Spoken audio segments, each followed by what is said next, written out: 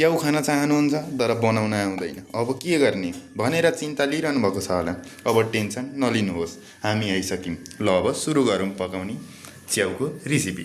ल सुरुमा कराई बसाल्ने, कराई तातिसकेपछि तेल लाउने, तातिसकेपछि जिरा लाउने। ल मजाले फुरिरहेको छ जिरा। अब त्योपछि फेरि थोरै जिरा थप्ने, अझै थप्ने, थोरै भएको रहेछ। यो कराई चाहिँ फोहोर भनेर सम्झिनुहुन्छ होला, फोहोर होइन, यो बिहानको कराई थियो, मसला थियो, त्यही भएर यतिकै राखेको। त्योपछि लसुन लाउनुहोस्, लसुन फुरिरहेको छ, फेरि अझै रहन्छ, फेरि अर्को पनि लाउनुहोस्, अनि खोर्सानी लाउनुहोस्। अघि हामीले काटेर राखेका थियौँ, त्यही भएर आलु काट्नु परेन। अब आलु लाउनुहोस्।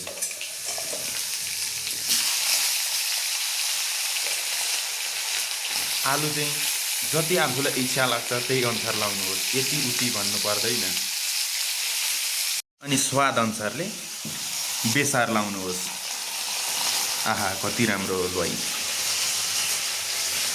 स्वाद अनुसारले नुन पनि लाउनुहोस्। हामीले चाहिँ 2 चम्ची नुन लायौँ, हाम्रो स्वाद यस्तै छ।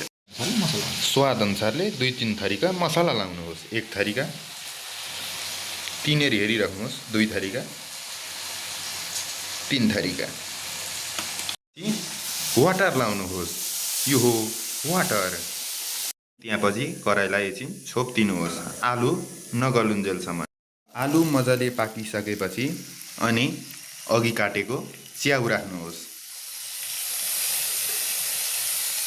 अब छिटो लान मलाई।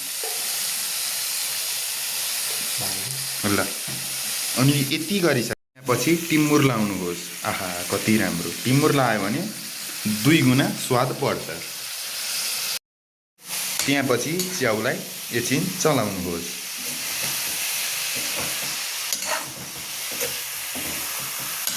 अनि च्याउलाई एकछिन छोपिदिनुहोस्। ल अब हाम्रो रेसिपी बनिसकेको छ। कस्तो छ सागर?